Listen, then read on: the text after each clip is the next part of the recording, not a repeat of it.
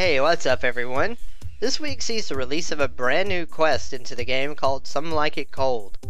This quest is the third installment of the Penguin storyline.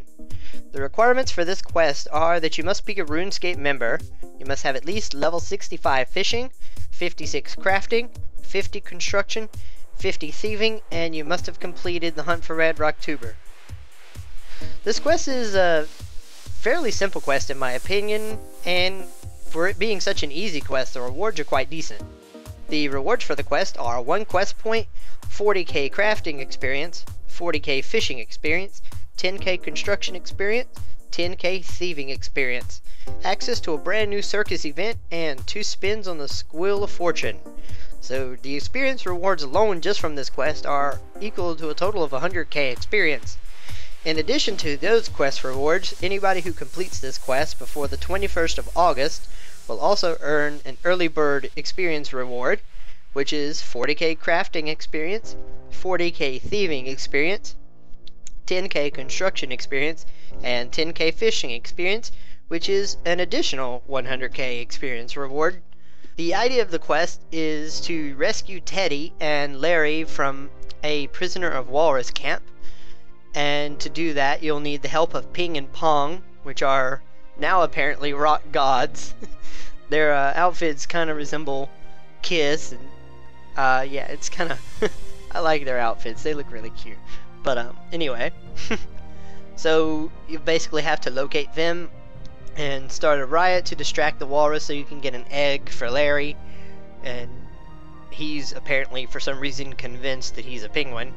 I'm not entirely sure about that, but anyway, he agrees to finally leave with you. So then you distract away from your actual plan of repairing a submarine for your escape by distracting it with a rock show, and then you make your escape. And of course, when you do escape, the guards come after you on command of the walrus, and it's up to you to best them once again in a game of Battlefish, while also trying to keep your own submarine repaired using the other people on board. This part's a little bit tricky, but it can be done. The first time you play a Battlefish, it is the same for every player, while the second time you play it when you're on board the submarine, it is a bit different for every player from what I understand. So yeah, overall I thought the quest was pretty interesting. It took me about an hour to do without a guide, so if you have a guide for the quest, you could probably do it within a half hour to 45 minutes. And for as easy as it is, the experience rewards, especially if you get the early bird experience rewards with it as well, is quite impressive. Of course, I've listed all of the quest requirements and the rewards down in the description for you to check out there in case I covered them too quickly for you in the video. Next on the list is an update to the Queen Black Dragon boss fight. Based on player feedback, they've updated this fight a little bit. They've added summoning charms to the drop table of the QBD, and some of the lower, less profitable rewards have been removed. They've also removed some items from the mature Grotworm drop tables. The tortured souls will no longer wander off after teleporting in.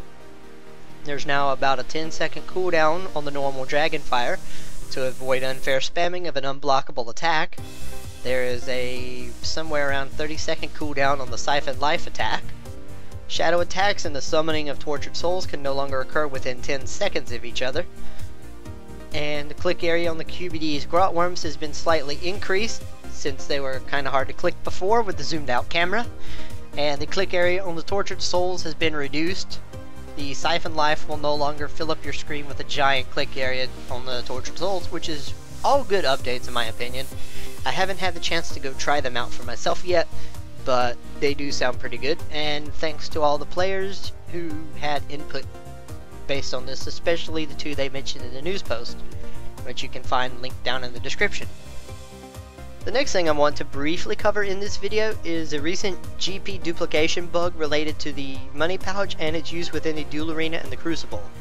Some players who had a max cash pile were able to abuse a bug which allowed them to duplicate GP, and the worst abusers have been banned from the game and called out on the RuneScape homepage in a news post, which I have linked down in the description.